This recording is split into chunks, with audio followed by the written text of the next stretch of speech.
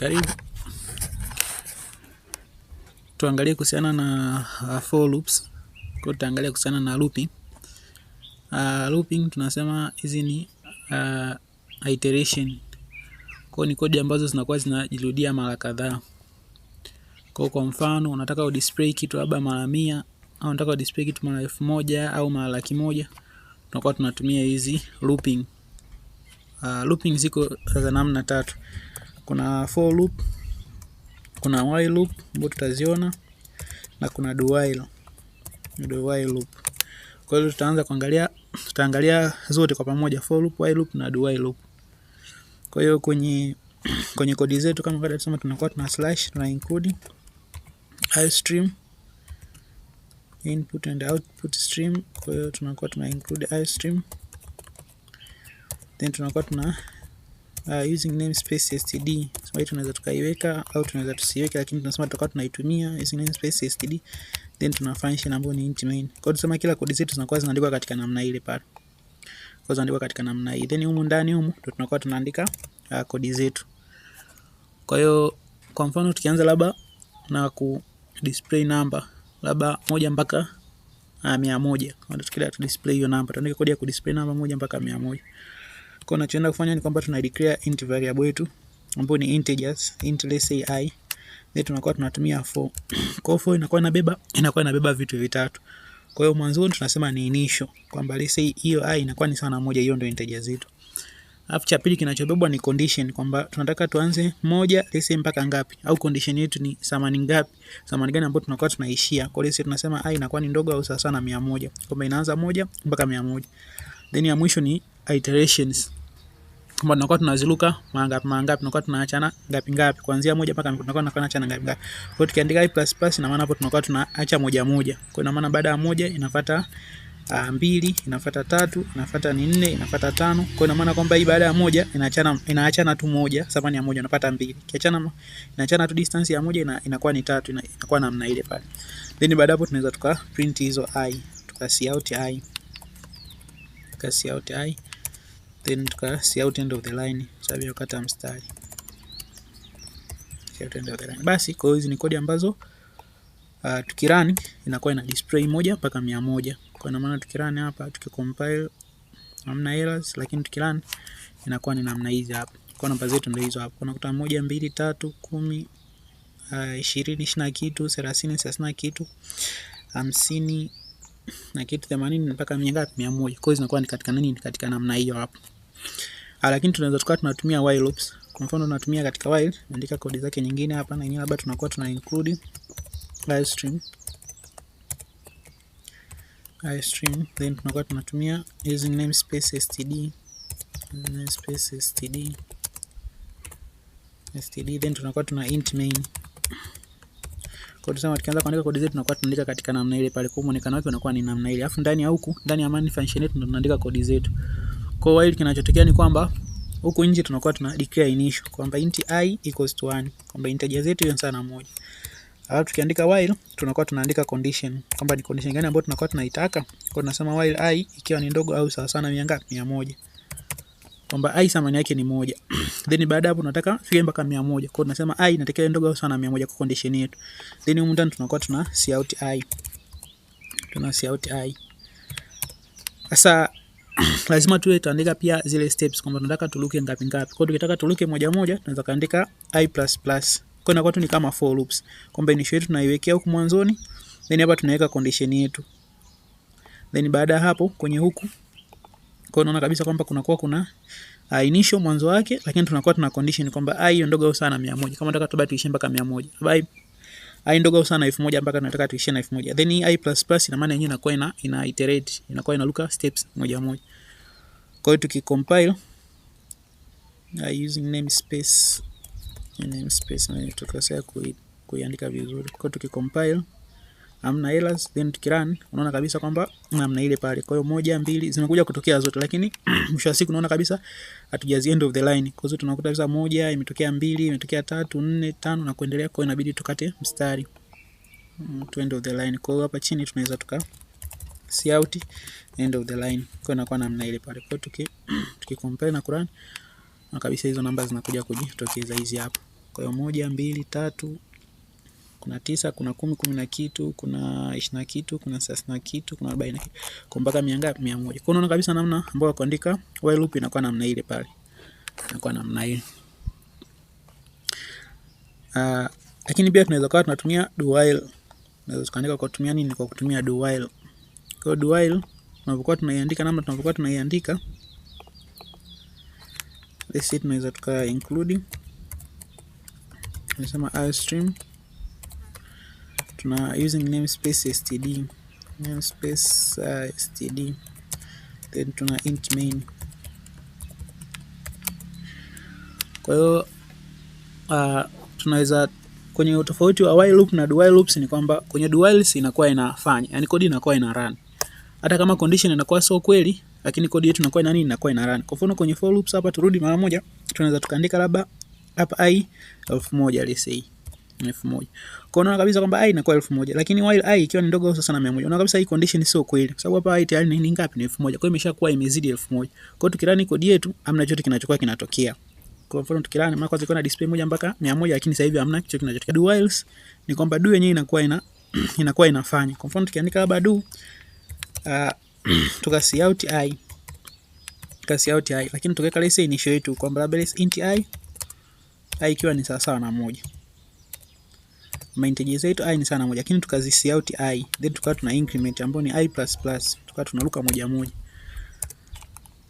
Then tukiandika while, do while, tukaandika while ambapo ndo condition yetu, let's say y i iko ni ndogo au sawa sana 100, ina maana hapa itakuwa na display 1 mpaka 100 katika namba zetu, kwa sababu hapa thamani yake ni 1, hapa ndo mwanzo wake, initial yake.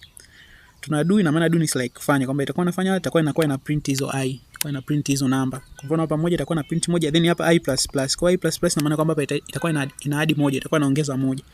Alafu then huko ndo condition yetu kwamba i inatakiwa hiyo ni ndogo au sawa na ngapi? Na 100. Kwa hiyo tukirun unaona kabisa kwamba ita display 1 mpaka 100, the same code. Kwa hiyo tukate mstari hapa, cout end of the line.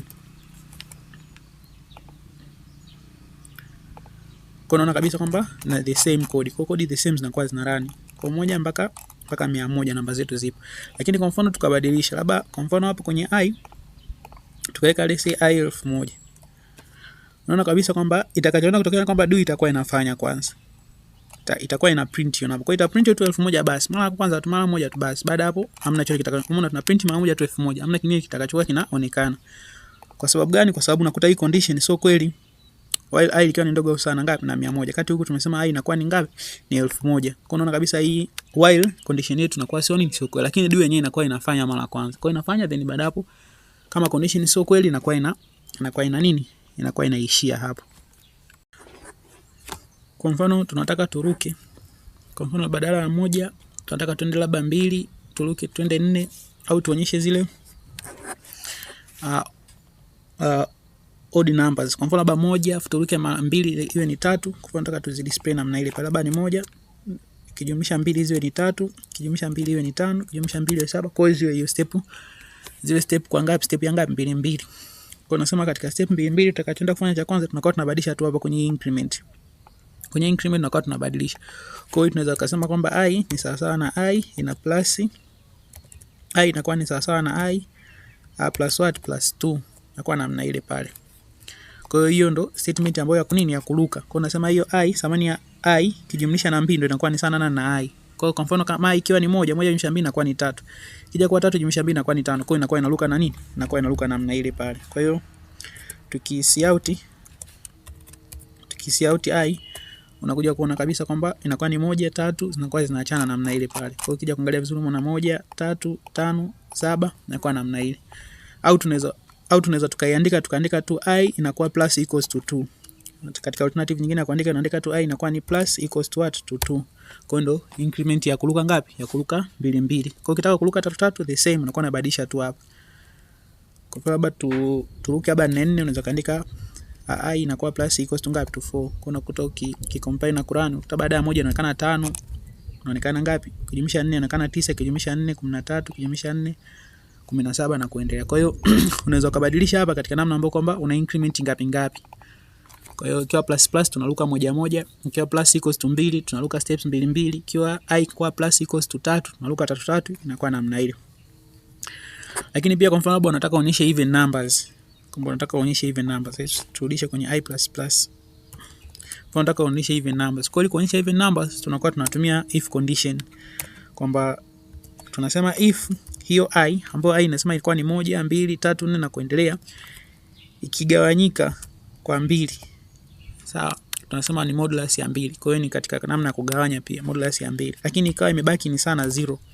Sababu tunasema even number ambayo inagawanyika kwa 2 haina baki. Kwa hiyo tunaandika namna ikiwa I imegawanyika kwa 2 lakini sana 0 kwamba hamna baki. Then huko ndani tunakuwa tuna print hizo I.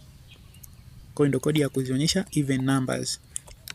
Even numbers. Kwa hiyo kirani unaweza kuona kabisa kwamba numbers zinazokuja kuonekana sasa hivi ni even numbers ambapo ni 2, ni 4, 6, 8, 10 na 12 na kuendelea kwa mpaka 100 ngapi? Mpaka 100. Kwa hiyo inakuwa namna hiyo. Kwa hiyo tunaweza tukaweka hii condition hii. Kwa maana hata katika namba labda ambazo zinagawanyika kwa 5, mfano labda ionekane 5, 10, 10 ngapi, the same tunakuwa tunabadilisha tu hapo. Kwa hiyo tunaandika I modulus ya 5 ikiwa ni sawa na 0 tuna print. Basi kuna kabisa namba zinazokuja kuonekana zitakuwa ni 5, 10, 15, 20, 25, 30 kwa mpaka 100 ngapi? 100. Kwa hiyo inakuwa namna ile. Kwa hiyo pia tunaweza kuandika kodi ambayo inakuwa inajumlisha. Kwa mfano tunataka tuandike let's say kodi au program ambayo inakuwa inajumlisha hizi namba kwamba baba itakuwa ni 1, 2, 3, 4, 5. Itakuwa ina display namna hii kwamba hizi namba zetu hiyo ni 1, 2 maana ni iteration tu mpaka ngapi? Mpaka 5. Lakini kodi hiyo inatuprintia nini? Sum ya hizo namba.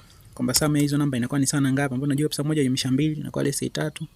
Jumlisha hapa inakuwa ni 6, 10, 15. Kwa let's say jibu tunakuwa ni 10 ngapi? 15. Kwa hiyo tukitaka tuandike kodi ambayo inakuwa inajumlisha namba let's say ngapi? Kuanzia ngapi mpaka ngapi? Labda 1 mpaka 5 kwa mfano katika namna ile pale. Katika mfano tunachoamua kufanya let's say it is comment.